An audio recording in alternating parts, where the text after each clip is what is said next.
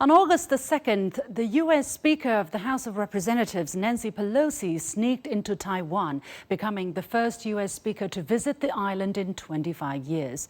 The trip has drawn concerted criticism around the world for her reckless, high-profile and unnecessary provocation at a time when relations between China and the U.S. were already at an all-time low.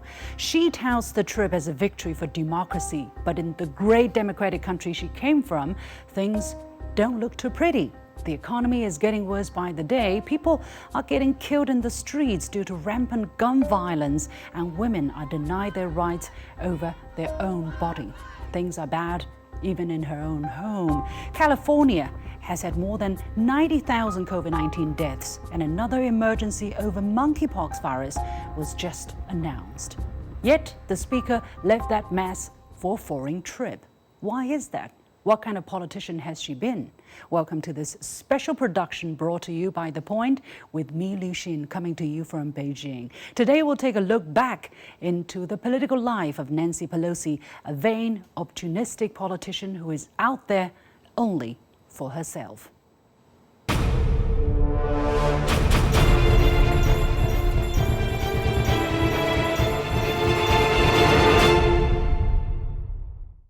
Nancy Pelosi was born into a family of Italian immigrants. She was the only daughter and the youngest of 7 children. Pelosi's father, Thomas D'Alessandro Jr., was a longtime mayor of Baltimore, Maryland, and her mother was his political organizer. Growing up in a political family, she was steeped in a culture that can be described as machine politics in the East. Politicians there get things done with the single goal of getting votes. The word machine comes from the ability to turn out the votes needed to get its members elected, and the process becomes a routine, reliable, and even literally mechanical. Nancy Pelosi grew up with that machine turning around her 24/7, and after she became a politician herself, she became the embodiment of it. The ends justify the means for everything that she does. It's a question of what she wants to get done and what is necessary to get it done. So it's very transactional in nature, and that's what she has become. Nancy Pelosi has a reputation, since 1989, if not earlier, has been very, very critical, very, very harsh on China. She made her career when she was a congresswoman from San Francisco by criticizing China, attacking China. Secondly, there are some interest groups certainly back up here. This could be a military-industrial compound in the United States. They want to enhance the military tensions and actually can sell weapons. One outcome of this culture of transactional politics is that Nancy Pelosi knows how to use power as a weapon to get what she wants through hypocrisy or multi-standards. Truth doesn't really matter. It's how you frame the story the way you want it, even by lying, and still to be able to get away with it. She always prides herself on being a champion of human rights, but turned a blind eye when the U.S. was exposed to have been using torture while interrogating terrorism suspects. Waterboarding is a technique to use a wet cloth to cover the face and breathing passages of a captive, causing the person to experience the sensation of drowning. One prisoner by the name of Abu Zubaydah told the world he was put through the barbaric torture 83 times in 1 month alone in August 2002. Records show that 1 year after 9/11 terrorist attacks, the CIA briefed Pelosi together with other senior congressional members extensively on the matter. She was said to be one of the first members of Congress to be informed. But Pelosi repeatedly denied she knew that waterboarding was being employed, even claiming that the CIA lied to Congress. We also now know that techniques including waterboarding had already been employed, and that those briefing me in September 2002 gave me inaccurate and incomplete information. Former CIA Director Leon Panetta disputed Pelosi's account. Another senior Congress member who sat through the same briefings called her claims slack-jawing in an opinion piece on Washington Post. It was not until 2009 when she admitted for the first time that she knew by early 2003 that the CIA had subjected detainees to waterboarding. According to the New York Times, she claimed she saw little recourse to challenge the practice except by achieving Democratic control of Congress and the White House. Quite frankly, I mean, it's human values that she always liked, American values, which she equates with human rights. She's completely blind to any kind of other system. She's an American exceptionalist. That means that anything America does to maintain its power and further this idea that the world will fit in one box, that it'll be liberal, democratic capitalism for all nations on earth, that's where her moral blindness comes. On the case of Julian Assange, no records can be found that she spoke out for his human rights and freedom. She called riots in Hong Kong a beautiful sight to behold, but riots on Capitol Hill heartbreaking.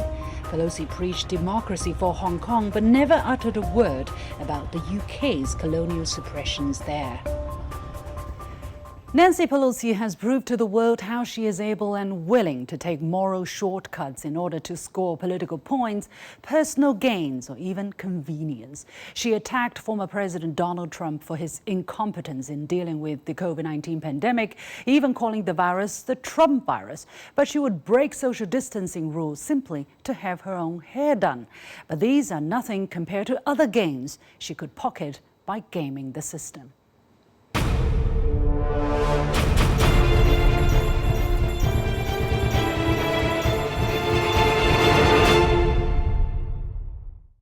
Nancy Pelosi's husband, Paul Pelosi, has been nicknamed God of Stocks in the U.S. Congress by many here in China. A series of stock investments at the right time have caused many to suspect insider trading by the Pelosis. In December 2021, Paul Pelosi bought $1 million worth of Tesla stocks. A little more than a month later, President Joe Biden signed an executive order directing federal officials to transition government fleets to clean and zero-emission vehicles. As the nation's highest legislator and a champion for climate change, how convincing is Pelosi when she says she had no prior knowledge of Biden's plan? In May this year, Paul Pelosi scooped up another $1 million Amazon stocks months before the U.S. Department of Defense announced to scrap a deal with Microsoft on cloud computing. Similar operations were made with Apple, Walt Disney, Alphabet, and other stocks. The Pelosis have a net worth in the hundreds of millions of dollars, making her one of the richest members of Congress. And the vast majority of their wealth comes from stocks, options and investments made by her husband, with an incredible average return of stocks and options of 56%. When suspected of insider trading, Pelosi has repeatedly said that she has nothing to do with these transactions. And there's more than enough smoke to know that there's a fire here. You cannot be that lucky consecutively. And especially given the position of your wife, whether he heard it from her or heard it from people around her, it doesn't matter. She is compromised. In these types of things, you should have asked him to refrain from investing in stocks where it would be politically sensitive to her. That would be the moral value thing to do. But she didn't do it. In June this year, her husband bought shares of the chip maker NVIDIA, but sold them right before the U.S. passed the so-called Chip Plus bill to boost the U.S. semiconductor industry. According to Nancy Pelosi's deputy chief of staff, Paul Pelosi decided to sell the shares at a loss rather than allow the misinformation in the press regarding this trade to continue. This self-inflicted loss failed to appease the critics who called this a show. Before making her infamous trip to Taiwan, she was asked about whether she was abusing power for financial gains. She again flatly denied before hurrying from the podium. This is obviously not a favorite topic. Has your husband ever made a stock purchase or sale based on information you received from you? No, absolutely not. Okay, thank you. Upon her return from Taiwan, the U.S. House of Representatives is expected to unveil a bill to ban stock trading for lawmakers. When asked whether she would support a ban on stock trading, she refused. "We are a free market economy," she said. "They should be able to participate in that." This was one of the most disappointing and maybe, to put it even less politely, disgraceful comments and views I have heard espoused on this issue We have insider trading laws for a reason. This undermines every bit of trust. It goes to every worst expectation of corruption. And it's not even an expectation, it's real.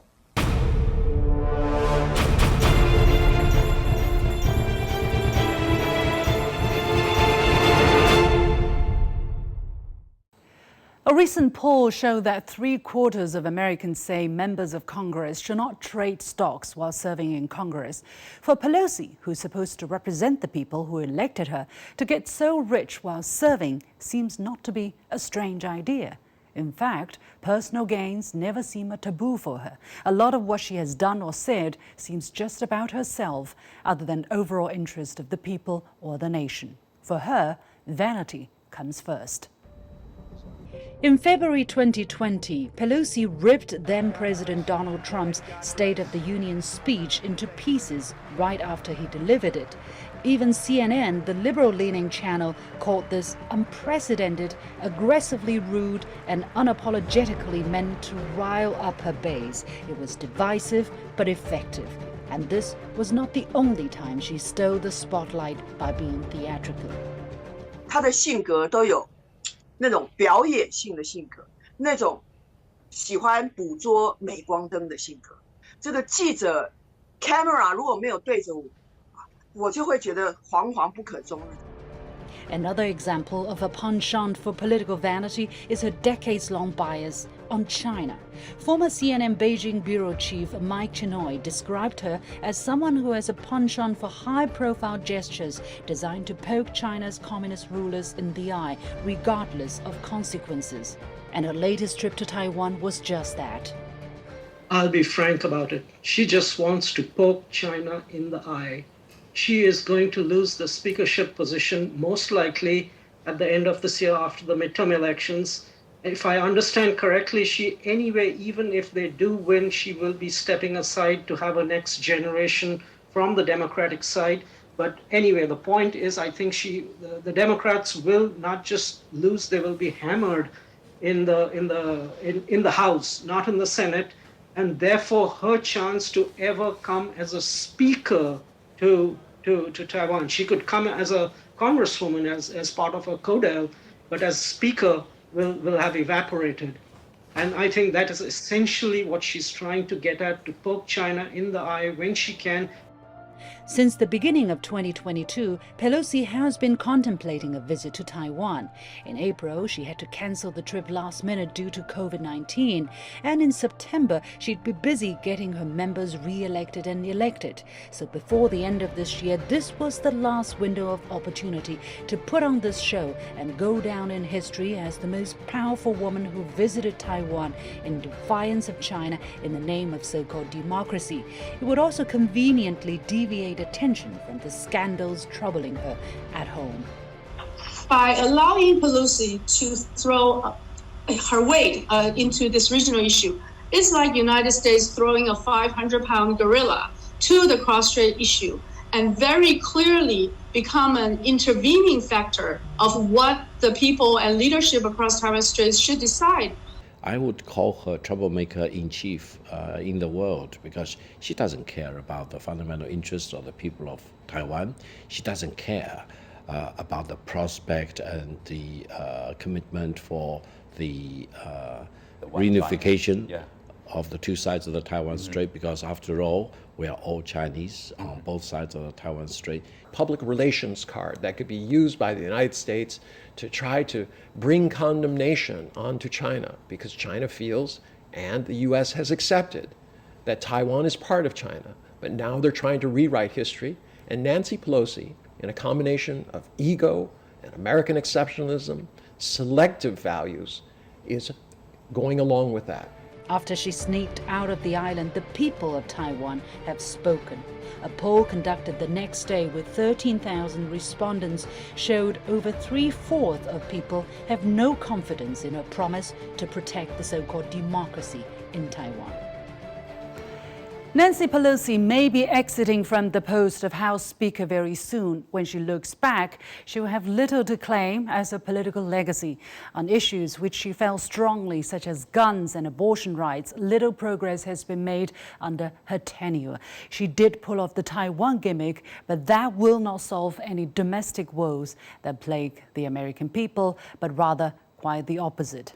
But Nancy Pelosi seemed not to care about the overall interest of the American people and nation. She seems to care more about her own legacy and her own pocket.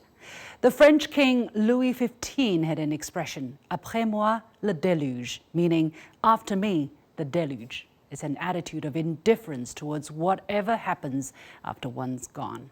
Pelosi truly embodies that spirit. Only her personal legacy and wealth matter, or else be damned.